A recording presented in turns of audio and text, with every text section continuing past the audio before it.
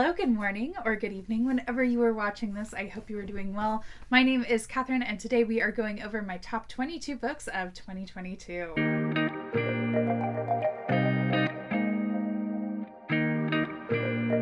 Out of the 157 books that I read last year, it was actually pretty hard to narrow it down to just 22, but I did manage to somehow. I did it.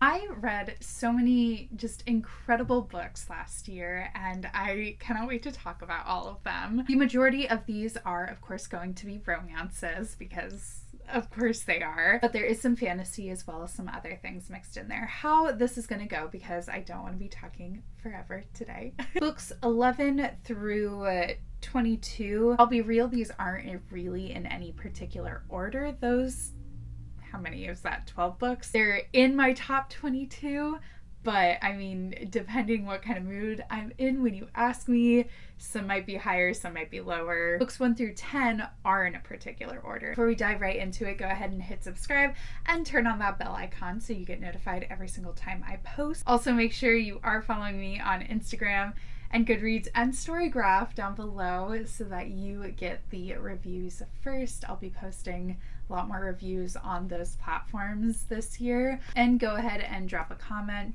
letting me know what your favorite book of 2022 was. All right, let's get into it. Starting out, number 22 is The Perfect Crimes of Marian Hayes by Cat Sebastian.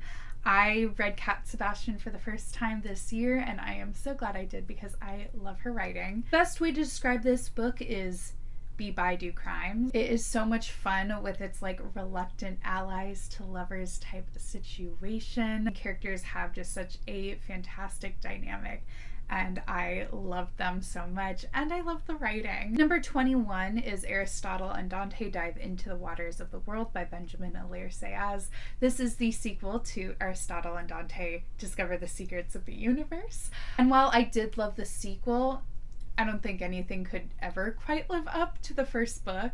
It did have me sobbing on an airplane though, to the point where the flight attendant was coming by picking up trash and was like, "Can I take your trash? Oh my god, are you okay?" It was rough. It was really rough. Number 20 was Home Field Advantage by Dahlia Adler. Queer YA contemporary that I just absolutely loved. The main character's dynamic. I feel like our two main characters went through so much growth in the book, and I loved it so much. Number 19, The Fastest Way to Fall by Denise Williams. I love Denise Williams' way of writing. In this one, our characters don't even like actually meet until halfway through. Up until that point, they're just like messaging each other through like instant messenger, email, text message. The fact that she was able to build up that much tension and you could just feel the chemistry just through text messages, I was obsessed. Number 18 is Well Matched by Jen DeLuca. I really love Jen DeLuca's like Well Met series, all set in the Renaissance Fair. Is just such a like great setting for a romance book. This one in particular, I again loved the grumpy sunshine. She's grumpy, he's sunshine, men in kilts, fake dating. What is there not to love about this book, honestly? I apparently forgot to film books 17 through 15. So if you notice lighting or any other changes, there you go. Book number 17. Book number 17 is The Governess Game by Tessa Dare. I was like kind of going back and forth between this and The Duchess Deal, and I liked The Governess Game just slightly more than The Duchess Deal. And I never like books that involve children, so that's saying something. And I also don't normally like employer-employee romances, so like, by all accounts, I shouldn't have liked this one, but I loved it. The children there were weird and morbid, and I adored them. Alex and Chase just have great chemistry and have just a really fantastic dynamic. Chase is also like my favorite type of character, where he like is a reformed rake. He's, you know, the second son who had no responsibility, and now suddenly he has a bunch of responsibility, and I love that type of character. Yeah, the two of them, so good. Number 16 is Deceived by the Gargoyle by Lillian Lark. I loved this book. I thought it was funny, but also heartfelt, but also very steamy. I love the dynamic between our like four characters. It felt like an actual like healthy polyamorous relationship. Plus, like, definitely started my love for the gargoyle romances, which are just so fun. Number 15 is A Merry Little Meet Cute by Julie Murphy and Sierra Simone. I just think this book is the perfect combo of like rom-com, but also like super steamy. Julie Murphy and Sierra Simone's writing just really complement each other, which finding author duos that like their writing just works so well together, considering the two of them in the past have written very different books, was amazing. I loved the characters' dynamics, and just it had like that level of like bonkersness that I love in a book. You're like, this, I can't imagine this happening in real life, but also like it's just kind of wild enough that I'm like, you know what, this could happen. And then layered on top of that, it was like just really fantastic, like emotional arc of both of our main characters. Number 14 is Delilah Green Doesn't Care by Aisling Herring Blake. I loved Delilah and Claire's chemistry. I just think it was so beautifully written. The two of them together and separate just were such interesting characters that I was rooting for them while simultaneously wanting to just shake them whenever they were being stupid. Any book that makes me feel that many emotions definitely deserves to be high up on my list. Number 13 is The Prince of Broadway by Joanna Shupe. One of my good friends and coworkers, Katie, introduced me to Joanna Shupe's work this year, and I fell in love, especially with the Uptown Girl series. I love the way that Joanna Shupe wrote her women, and especially in this one, where they aren't clueless. They know what they're doing. They know what's going on in the world, and they're trying to use their like upper class privilege to help people. On top of that, our main love interest in this one, he's a just beautiful scarred hero that I adore. While he seems like gruff and kind of scary, he's just so gentle with our heroine. It's impossible not to fall in love with them. Number 12 is Funny You Should Ask by Alyssa Sussman. This is one of those book talk books that got me. This one for sure got me. And I'll be totally honest, I don't know if it was the book itself or the narrator, because the narrator did just such a fantastic job in this book. I love a good celebrity of romance, and this one, again, their chemistry was just so beautiful. Every single time Gabe said, "It's you," you could just feel his like excitement of finally like someone who sees him. It's a book entirely based on a miscommunication, but when that miscommunication finally clears up, it's like the clouds open up. It's just so good. Number 11 is Heartbreaker by Sarah MacLean. Surprising that this isn't in my top 10, but that just shows how many amazing books that I read this year. For me, Sarah MacLean can do no wrong, and what I just absolutely loved about this book had a dynamic that I absolutely loved, where she's someone who no one really pays attention to. She's a wallflower. No one sees her except for him. He sees her. He notices her. And it's so good when she realizes that, oh, I like being seen by him. On top of that, there's just such good like road trip vibes in it. Going into my top 10. Let's go. Number 10 is Astrid Parker Doesn't Fail by Ashley Herring Blake. Yeah, she made it on here twice, and for good reason. Both the books were amazing. I did like Astrid just that much more. I loved the opposites attract dynamic in this one. And I love that Astrid was still like figuring things out, figuring out what she wanted to do in life, figuring out who she was, even though she is in her late 20s, I want to say. Is she 30? I can't remember exactly. I love how it sets this like non-expectation of, hey, it's okay, you don't have to have everything figured out all the time. Her and Jordan, every single time they interacted, the chemistry, Just beautiful, so good. Number 9 is Electric Idol by Katie Roberts, a very loose retelling of Eris and Psyche, as are all of Katie Roberts' Dark Olympus books. Very loose in the mythology. That's okay. The Marriage of Convenience, where he is trying to protect her. She is a beautiful, confident, plus-size influencer. And the two of them together, again, the chemistry, the tension. I don't know how to describe the feeling of reading this book, but I'm obsessed with everything that was going on. Number 8 is 1,000 Miles by Bridget Morrissey. Honestly, I feel like this book is a little bit underrated. I have not seen enough people talk about it. It's an ex-best friends to lovers as they go on this road trip to try and rekindle their friendship, and of course they're bound to fall in love along the way. I love that it has the like multimedia, I think, kind of aspect of it, where we get transcripts from our main character's podcast. The two of them just say so much by not saying anything, and when they finally do open up and are vulnerable with each other, it just breaks my heart, but also puts it back together, because of course it's a romance. It has to end with a happily ever after. Number 7 is Weather Girl by Rachel Lynn Solomon. If you've ever watched the movie Set It Up on Netflix, it's one of my absolute favorite rom-coms.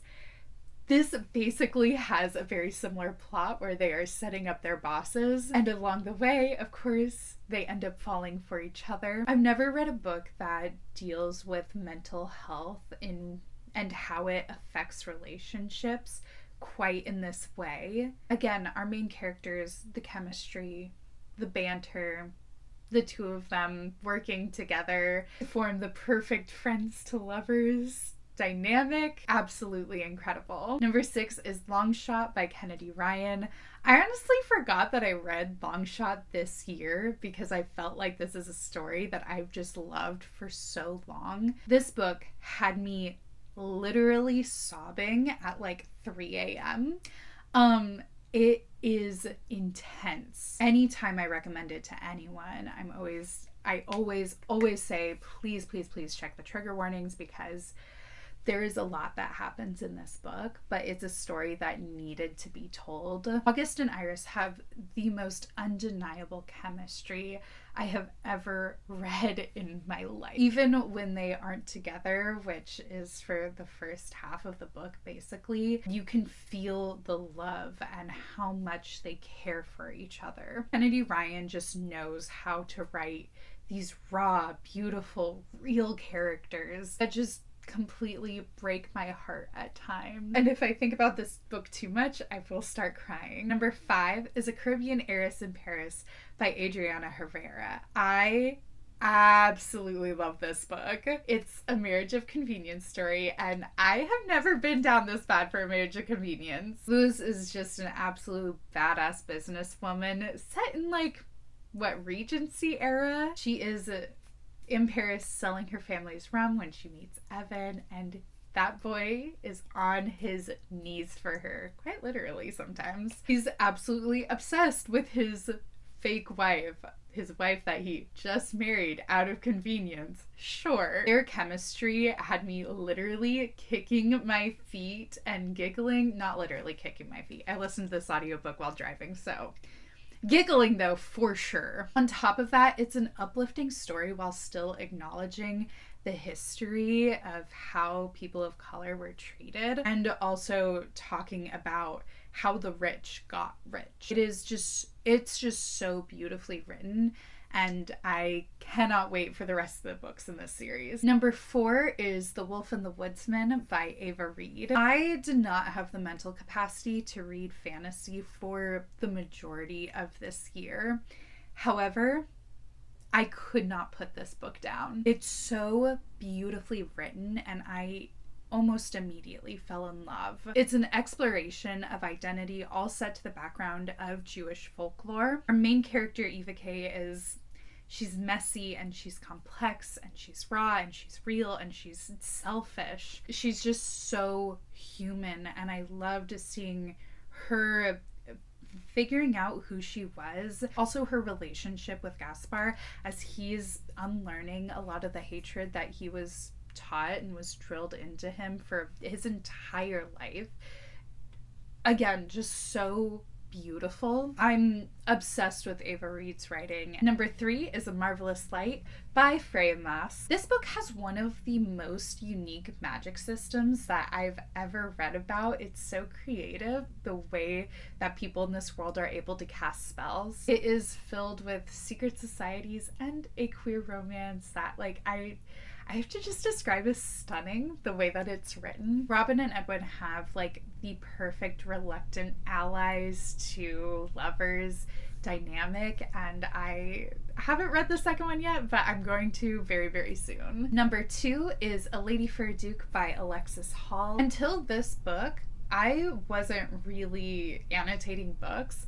This was the first book that I really started annotating because I needed to highlight so many different quotes and passages. It's a kind of second chance friends to lovers romance. Our main character Viola has faked her death during the Battle of Waterloo because she needs to live her truth because she's a transgender woman. She returns to society with her new name. However, she learns that her best friend, who still thinks that she's dead, is falling into his depression and hasn't been the same since he came back from war. Probably has something to do with her death. Like I said, this book has just some of the most beautiful prose that I've read in a while, and the way that Gracewood is just so in love and so caring of Viola. Oh, literally swooning. It literally had me swooning. And it also made me cry, as basically all these books in the top 10 did. Finally, my number 1 book of the year was Before I Let Go by Kennedy Ryan. Kennedy Ryan, 2 years in a row being my favorite book of the year. I don't know how to describe how beautiful and healing and heartbreaking this book is. Before I Let Go is a second chance romance that discusses love and loss and healing, and it has a huge emphasis on mental health. Our main characters have been divorced for 2 years after they faced a tragedy together, and the two of them, unfortunately, were not able to deal with it together. You can tell from the beginning that they still have so much love for each other. As they start to heal, Yasmin and Josiah's relationship is just, it's so raw and so real and so dynamic. Because of that, the like spicy moments were just so like beautifully emotionally connected. There was never a moment where I felt out of the story at all. I literally just sat and read the whole thing through, and it had me crying like on my lunch break and at 3 a.m. again, because that's just what Kennedy Ryan does to me. Thank you so much for watching. Please let me know what your favorite book of the year was down below. If you've read any of these books, I would love to hear from you. As always, if you like this video, go ahead and give it a thumbs up. If you want to see more videos like this, go ahead and hit subscribe and turn on the bell icon so you get notified every single time I post. I hope you have a wonderful rest of your day, and until next time, bye!